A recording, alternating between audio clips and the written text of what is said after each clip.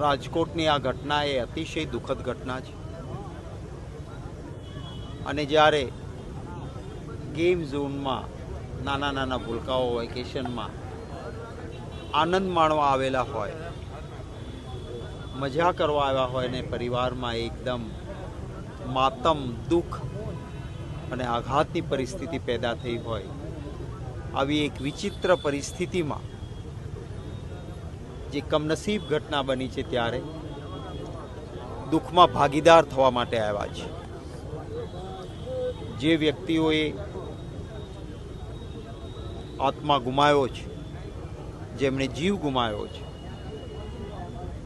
આવા વ્યક્તિઓને શ્રદ્ધા સુમન સમર્પિત કરવા આપણા શાસ્ત્રોમાં દીપનું એક મહત્વ છે. ત્યારે કેન્ડલ માર્ચ દીપ પ્રગટાવીને અંતરના અવાજ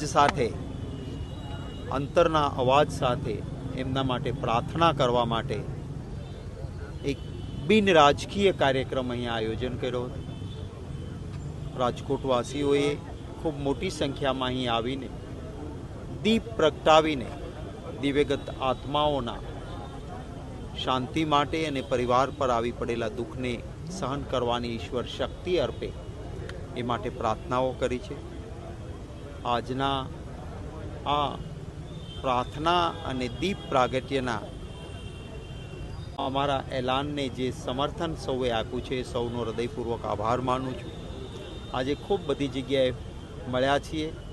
આવતીકાલે સવારે 11 વાગે શહેર કોંગ્રેસ સમિતિ ઉપરથી પ્રેસ કોન્ફરન્સ કરીશું. એક જવાબદાર રચનાત્મક પક્ષ તરીકે અમારા તરફથી જે માહિતી અહીંથી એકત્રિત કરીએ છીએ એના આધાર પર જરૂર વાત આવતીકાલે 11 વાગે કરીશું.